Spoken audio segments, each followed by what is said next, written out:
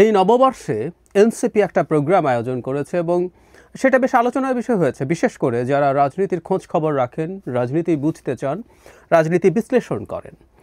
ব্যাপারটা এইরকম যে এনসিপির এই মুহূর্তের আহ্বায়ক জনাব নাহিদ ইসলাম যখন বক্তৃতা করছিলেন তখন তার সামনে খুব অল্প, খুব অল্প কিছু মানুষ উপস্থিত ছিলেন।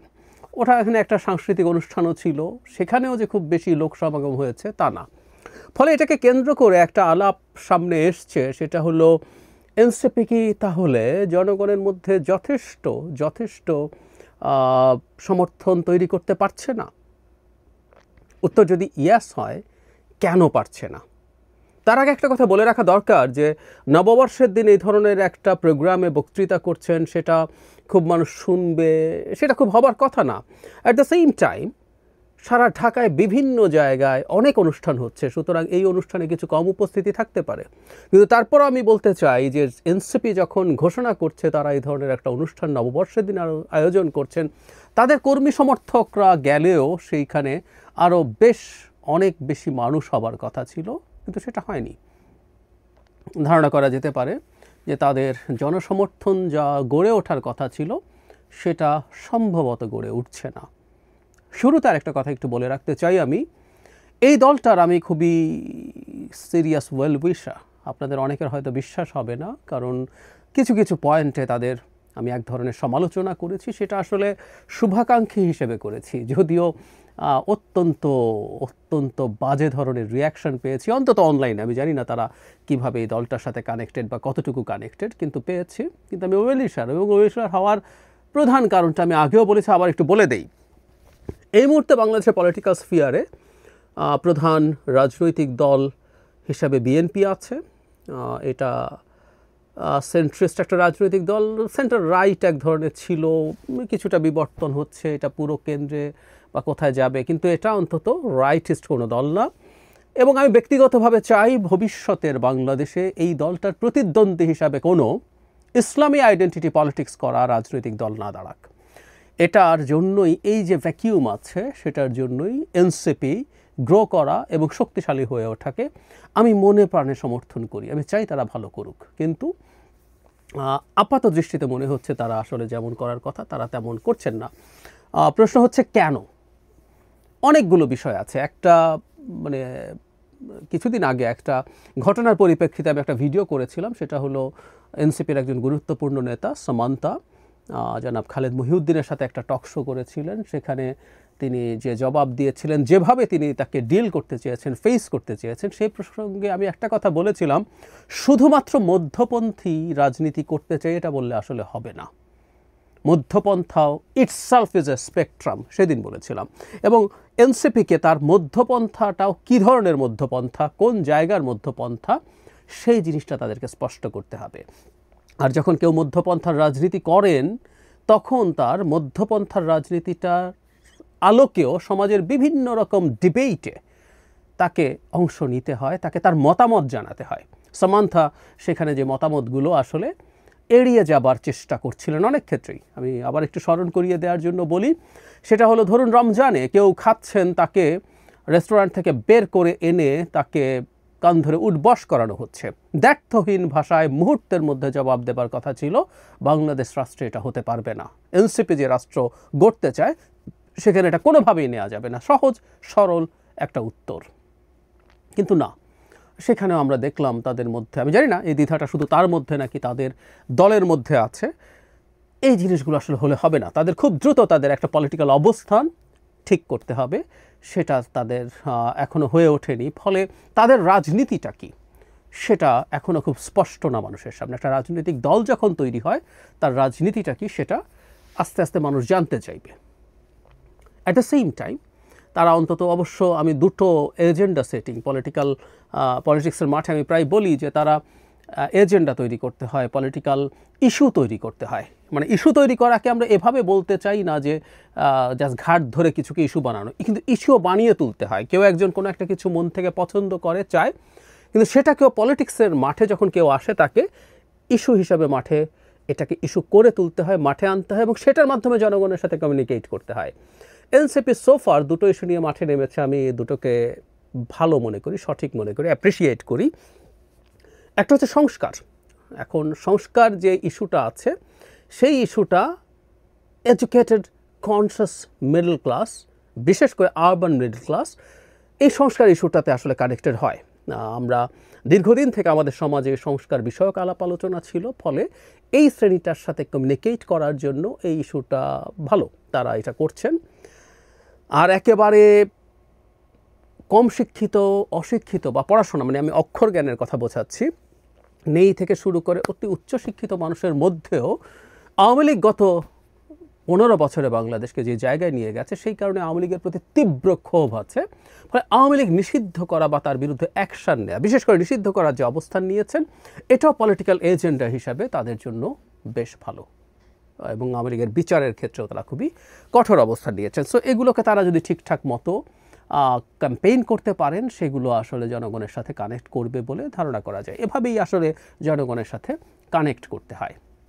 কিন্তু এখানে একটা কিন্তু আছে, সেটা হলো এ দুটো এজেন্ডাকে বাই এনি চান্স যদি কারো মনে হয় যে ইলেকশন পেছানোর কোনো রকম কোনো কৌশল, সেটা আসলে ব্যাকফায়ার করবেই। ফেসবুকে ইকো চেম্বারে বসে যদি আমরা কেউ মনে করি দেশের প্রায় সব জনগণ ডক্টর ইউনূস সরকারকে 5 বছর রেখে দিতে চায়, এটা খুব বড় ভুল ধারণা বলে আমি মনে করি।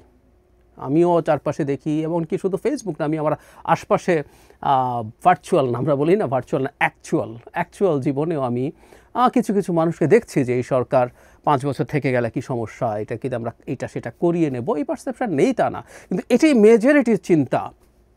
এই বোধে যদি কেউ থাকেন তাহলে আসলে প্রবলেম হবে। তারা যদি সেটাকে যদি কিন্তুর মাধ্যমে আসলে রিডিং বিটুইন লাইন্স, আমার কাছে অ্যাটলিস্ট মনে হয় তারা এগুলোর মাধ্যমে এই সরকারকে এক্সটেন্ড করতে চাইছেন। এই সরকারকে এক্সটেন্ড করার ক্ষেত্রে তাদের দুটো বড় বিপদ আছে। একটা হলো যারা নির্বাচনটা খুব, মানে আমি পলিটিক্যাল পার্টির কথা বলছি না, বহু বছর এই দেশের মানুষজন নির্বাচনে ভোট দেয় না, বহু বছর হয়ে গেছে। ফলে একটা নির্বাচনের জন্য যারা অপেক্ষা করছেন, আমি সাধারণ নাগরিকদের কথা বলছি, তারা যেমন অখুশি হবেন, আরেকটা বড় প্রবলেম আসলে দাঁড়াবে, সেটা হলো ক্ষমতা এক্সটেন্ড করতে সরকারকে এনসিপি সাহায্য করছে, এই রকম কোনো পারসেপশন যদি তৈরি হয়, সেটা সরকারের সাথে এনসিপির কানেকশনটাকে আরও স্ট্রং করে তুলছেও। শুধু সেটা না, আমি খুব অবাক হয়ে দেখি সরকার কোথায় কোথায় সফল হলো সেটাকে এনসিপির নেতারা টকশোতে গিয়ে ডিফেন্ড করছেন। আমি যে কেউ যখন সমালোচনা করছে এনসিপি ডিফেন্ড করছে, আমি ঠিক জানি না, মানে এবং খুব অ্যাগ্রেসিভ ঢঙে, মানে আমি এটাও খুব অবাক হয়েছে। এটা থিওরিটিক্যাল ডিবেট না, ব্যাপারটা এরকম যে তাদের খুব গায়ে লাগছে সরকারের সমালোচনা করলে। গায়ে লাগতে পারে, এই সরকারকে আমরা সবাই ওন করি, কিন্তু যখন এটা অনেক বেশি ওভারওয়েলমিংলি করে, প্রিভিয়াস যে পারসেপশন ছিল সেটা হচ্ছে এই সরকারের একটা এক্সটেনশন এনসিপি, সেটা আরও প্রতিষ্ঠিত হয়। তাদের মাথায় রাখতে হবে, তাদের আহ্বায়ক যখন সরকার থেকে বেরিয়ে এসছেন নাহিদ ইসলাম, আমি প্রায় বলি তিনি একদিন ঘুম থেকে উঠে ওনার মনে হয়েছে উনি এনসিপিতে জয়েন করবেন, ওটার আহ্বায়ক হবেন না। ওনার এই পরিকল্পনা দীর্ঘদিন থেকে ছিল। তার মানে একটা সরকারের উপদেষ্টা বুকে এনসিপি নিয়ে বসেছিলেন এবং এখনও দুজন বসে আছেন। সো সরকারের সাথে তাদের যে যোগসাজশ বা যোগাযোগ, এটা তাদেরকে যে কিংস পার্টি তকমা, সেই তকমাটা দিচ্ছে। এখন কেউ বলতে পারেন কিংস পার্টি হলে অসুবিধা কি, প্রায় তারা বলেন। আমি এই জন্যই বলি যে সেটাও যদি হয়ে থাকে তারা ঘোষণা করুক এটা ডক্টর ইউনূসের কিংস পার্টি। ডক্টর ইউনূসের সরকার যদি এত সফল হয় সেটা ঘোষিত হোক। কিন্তু আমরা এটা অন্তত দেখতে পাচ্ছি এই ধরনের বিষয়গুলো অনেকেই পছন্দ করছেন না। এটা আরেকদিন হয়তো আলাদাভাবে কথা বলবো। তাদের যে দুজন এখনও সরকারে আছেন, তাদের আসলে খুব দ্রুত সরকার থেকে বেরিয়ে আসা উচিত। সত্যি বলতে সরকারেরই তাদেরকে এখান থেকে বের করে দেওয়া উচিত, কারণ এটা নিয়ে প্রচুর ডিবেট সামনে অপেক্ষা করছে। তো ফলে সরকারের সাথে সরকারের ক্ষমতা এক্সটেন্ড করার ধরনের প্রসেসে তারা আছেন। আবারও বলছি, এটা তারা করছেনই, নট নেসেসারিলি। এই পারসেপশন যদি তৈরি হয়, সেটাও তাদের জন্য বেশ ক্ষতিকর হয়ে দাঁড়াবে বলে আমি মনে করি। শুধু সেটা না, আমার কাছে একটা জিনিস আবার খুব বেশ ফ্রাস্ট্রেটিং লাগে এই দলটাকে নিয়ে। মধ্যপন্থী দল উদার গণতান্ত্রিক হবে, তারা তো রাইটিস্ট বা লেফটিস্ট এক্সট্রিমিস্ট দল না, কিন্তু তাদের অনেকেরই, অন্তত তাদের অনলাইনে অনেকেরই আচরণ দেখে আমি খুব অবাক হই। ভীষণ এক্সট্রিমিস্ট আচরণ তারা করছেন।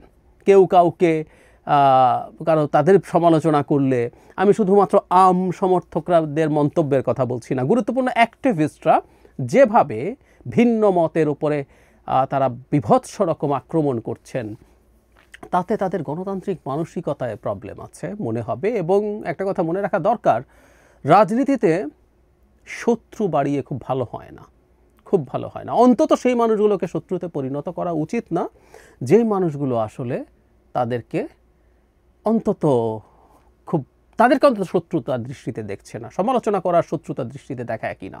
আমি ডক্টর ইউনূসের সমালোচনা করি, কিন্তু আমি কোনোভাবেই তাকে শত্রুর দৃষ্টিতে দেখি না। যেখানে যেখানে তিনি যা যা অর্জন করছেন, বা আমার সমালোচনার ভিডিওর মধ্যে আমি তার অর্জন নিয়ে কথা বলি, এমনি বলি, আমাকে কেউ কখনো কিছু বলেনি। সব সমালোচনার পর সরকারের দিক থেকে কেউ আমাকে কোনোদিন কোনো রকম, অনেক উপদেষ্টার সাথে দেখা হয়, ব্যক্তিগত যোগাযোগ আছে, কেউ আমাকে বারণ করেননি, কখনো করেননি, নেভার এভার। স্পেসিফিকলি সমালোচনা করেছি এমন উপদেষ্টাও ওটা উল্লেখ করে ফান করেছেন। কিন্তু শেখ হাসিনার শত্রু ছিলাম আমরা। তার সাথে যখন কথা বলতাম, তার সমস্যা নিয়ে কথা বলতাম, তার শত্রুতে পরিণত হয়েছিলাম। ফলে সমালোচনা করলেই তাকে শত্রু বানিয়ে ফেললে ভালো হবে না। অপরপক্ষও যখন শত্রু হয়ে যায়, সেটা তখন চলে আসে পাল্টা। এবং সমাজে যখন কেউ কানেক্ট করতে চায়, তখন শত্রুদের, যাদেরকে তারা শত্রু বানিয়েছেন, তাদের বয়ানও যদি ম্যাটার করে, সেটা সমস্যা তৈরি করবে। এটা আছে। একই সাথে যেটা একটু মনে রাখা দরকার আমি মনে করি, এটা আসলে প্রবলেম তারা কিভাবে ডিল করবেন সেটা ভাবা দরকার আছে। সেটা হলো, বাংলাদেশে যে ধরনের পলিটিক্যাল পার্টি তৈরি হয়েছে, আমি জানি না তারা যদি তৈরি করতে পারেন এটা একটা নতুন উদাহরণ হবে। বাংলাদেশে এখন পর্যন্ত খুবই সফল রাজনৈতিক দল যেগুলো নির্বাচন করে ক্ষমতায় গেছে, সেগুলো আসলে এক ধরনের কাল্ট ফিগারের ওপরে দাঁড়িয়ে গেছে। সেই কাল্ট আদতে কতটুকু যোগ্য অযোগ্য, আদতে তার কতটুকু অর্জন, সেটা ডিফারেন্ট ডিবেট। কিন্তু কাল্টের মাধ্যমে যে দুটো দল নির্বাচন করে বাংলাদেশে ক্ষমতায় গেছে, বিএনপি, আওয়ামী লীগ, কাল্ট ফিগারের উপরে দাঁড়িয়ে গেছে এবং এখনও তাদের রাজনীতিতে সেই কাল্টের আলাপ আছে। এটা এখনো ভাঙা লাগবে না তা বলছি না, কিন্তু এটা ভাঙার চেষ্টা কতটুকু শর্ট টার্ম বা মিড টার্মে সফল হবে এই প্রশ্ন আছে।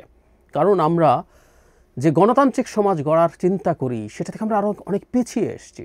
মানে ৮ সালে আওয়ামী লীগ যখন নির্বাচিত হয়, ৮ সালের নির্বাচনে, তখনও আমাদের সমাজ, রাষ্ট্রীয় ব্যক্তির যে পরিমাণ গণতান্ত্রিক মানসিকতা ছিল, সেটা থেকে আমরা আরও বহু গুণ পিছিয়ে গেছি। সেই জায়গায় দাঁড়িয়ে এই ধরনের একটা দল, যেটা মূলত জাস্ট তরুণদের দল, মানে দলের টপ সব leader late 20s and early 30s, এরকম একটা দল বাংলাদেশের মানুষ কতটুকু গ্রহণ করবে সেটা একটা বড় প্রশ্ন। তরুণদের প্রতি এক ধরনের আগ্রহ তৈরি করার সুযোগ থাকলেও সেটা আসলে দিনের শেষে পেরে উঠবে কিনা প্রশ্ন আছে।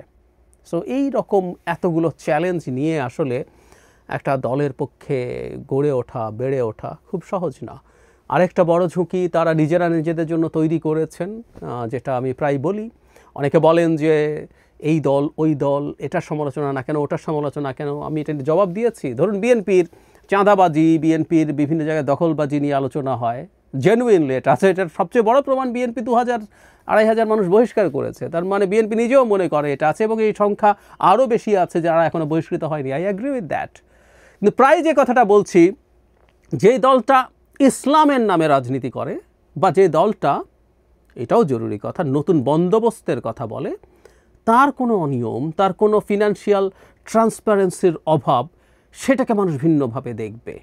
এটা সবচেয়ে জরুরি। এটাকে যখন কেউ মূল বয়ান করে, ফলে তাদের ফিন্যান্স কোত্থেকে আসে, তারা কিভাবে অফিস মেনটেইন করছেন, তারা কিভাবে লঞ্চিংয়ের সময় এত বড় প্রোগ্রাম করলেন, কিভাবে তাদের ইফতার পার্টি এভাবে হলো, কিভাবে তাদের বিভিন্ন মানুষজন বিভিন্ন জায়গায় গিয়ে এত রকম ব্যবস্থাপত্র তাদের সাথে থাকে, একজন নেতার পেছনে এত গাড়ি কিভাবে যায়, বা আমরা তো এই সমাজে থাকি, অনেক ফিসফাস শুনি এবং এগুলো বেজলেস না। কিভাবে এই পার্টির নেতারা আগেও যখন বৈষম্য বিরোধী ছাত্র আন্দোলন বা নাগরিক কমিটিতে ছিলেন, কিভাবে বিভিন্ন জায়গায় নানান তদবিরের, বা এভাবে যদি বলেই ফেলি তদবির বাণিজ্যের সাথে জড়িয়ে গেছেন, এসব তথ্য কি নেই? এসব তথ্য আছে এবং আমরা জানি। ফলে এই কথাগুলো যখন মানুষের কাছে যায়, সেটা একটা মেজর প্রবলেম তৈরি করে। আর সর্বশেষ আরেকটা ঝুঁকি হয়তো তাদের জন্য তৈরি হচ্ছে, সেটা তাদের একটু মাথায় রাখা দরকার হবে। এক্স শিবিররা যারা ছিলেন, এদের অন্তত 2 জন নেতা এই দলে শেষ পর্যন্ত যোগ দেননি। তারা কি পদ পাবেন সেই ডিবেটে, জুনায়েদ এবং রাফে, তারা নতুন একটা প্ল্যাটফর্ম তৈরি করছেন এবং সেখানে নতুন রাজনৈতিক দলই তৈরি হবে এরকম মানে এখন বলে ফেলাই যায়। ফলে এই দলে অন্যান্য এক্সট্রিমিস্ট বা ইসলামিস্ট যারা ছিলেন তারা ওই প্ল্যাটফর্মে চলে যাওয়ার সম্ভাবনা আছে। সেটা হলে সেই দলটার অন্তত যতটুকু শক্তি দেখা যাচ্ছিল ওটুকু শক্তিও আর থাকে কি না, এসব প্রশ্ন এসে হাজির হবে। বটম লাইন এটা নেতৃত্বের ব্যাপারে এবং সবচেয়ে জরুরি কথা, তাদের রাজনীতিটা স্পষ্ট করতে হবে, তাদের রাজনীতিটা স্পষ্ট করতে হবে এবং তারা যে জিনিসটা বিক্রি করার চেষ্টা করেন তাদেরকে আলাদা করার জন্য ইউএসপি, প্রত্যেকটা রাজনৈতিক দল ব্যক্তি সবারই একটা ইউএসপি থাকে আসলে, ইউনিক সেলিং প্রপোজিশন। আপনি আসলে যেটা বিক্রি করছেন নতুন বন্দোবস্ত, নতুন পুরনো দল খারাপ, পুরনো দল কারাপ্ট, পুরনো দল সুশাসন দেয়নি, সেটা যখন বিক্রি করা হচ্ছে নিজেদের অবস্থানটা সেটার সাথে সেই মানদণ্ডে অনেক উঁচুতে রাখতে হবে। এখন তারা সেটা যদি রাখতে না পারেন তাদের র্যাদার এই আলাপগুলো থেকেই সরে আসা উচিত, সো দ্যাট এটা আমাদের প্রিভিয়াস বিএনপি আওয়ামী লীগের মতোই আরেকটা দল, তখন দেখা যাবে তাদের উপরে এই সমালোচনার পরিমাণ কম আসতে পারে। আর যদি সেটা রাখেন সেই স্ট্যান্ডার্ডটা মেনটেন করতে হবে। তার মানে আবারও শেষ কথা যেটা বলে শেষ করতে চাই, মধ্যপন্থী দল বললেই হবে না, তাদের রাজনীতি স্পষ্ট করতে হবে এবং বিভিন্ন রকম ডিবেট যখন আমাদের সোসাইটিতে এসে হাজির হয় সেগুলোতে তাদের অবস্থান একদম স্পষ্ট করতে হবে। কারণ মধ্যপন্থী রাজনৈতিক দল তারা মধ্যপন্থার যে জায়গাটা নেবেন সেই ইডিওলজিক্যাল জায়গা থেকেই তিনি অন্যান্য যেসব ডিবেট আসবে সেগুলোতে তাদের অবস্থান জানাবেন।